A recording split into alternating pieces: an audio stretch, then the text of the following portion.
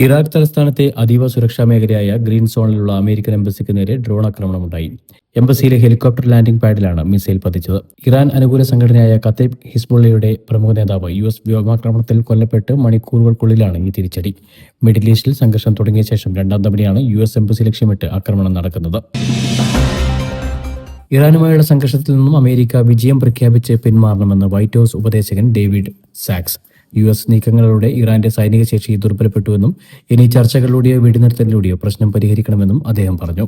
Trump ഭരണകൂടത്തിലെ മുതിർന്ന ഉദ്യോഗസ്ഥൻ തന്നെ യുദ്ധം നിർത്തണമെന്ന് ആവശ്യപ്പെടുന്നത് ശ്രദ്ധേയമായ നീക്കമായിട്ടാണ് വിലയിരുത്തപ്പെടുന്നത്.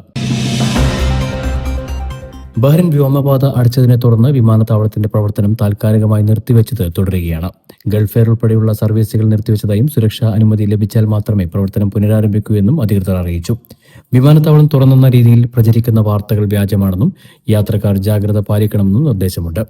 നിലവിൽ ദമാം വിമാനത്താവളം വഴിയും പ്രവാസി സംഘടനകൾ ഒരുക്കുന്ന ചാർട്ടേഡ് വിമാനങ്ങൾ വഴിയുമാണ് പലരും ബഹ്റിനിൽ നിന്നും യാത്ര ചെയ്യുന്നത്. ബഹ്റിൻ കേരളീയ സമാജത്തിന്റെ 2026-28 വർഷത്തേക്കുള്ള പുതിയ ഭാരവാഹികളെ എതിരില്ലാതെ തിരഞ്ഞെടുത്തു. PV രാധാകൃഷ്ണപിള്ള പ്രസിഡന്റായും വർഗീസ് കാരക്കൽ ജനറൽ സെക്രട്ടറിയായും തിരഞ്ഞെടുക്കപ്പെട്ടു. സമാജം ഡയമണ്ട് ജൂബിലി ഹാളിൽ നടന്ന വാർഷിക ജനറൽ ബോഡി യോഗത്തിലാണ് പുതിയ ഭരണസമിതി നിലവിൽ വന്നത്. തെക്കൻ എത്യോപ്യയിലുണ്ടായ കനത്ത പ്രളയത്തിലും ഉരുൾപൊട്ടലിലും മരിച്ചവരുടെ എണ്ണം 80ആയി. മരണസംഖ്യ ഇനിയും ഉയർന്നേക്കുമെന്നാണ് സൂചന.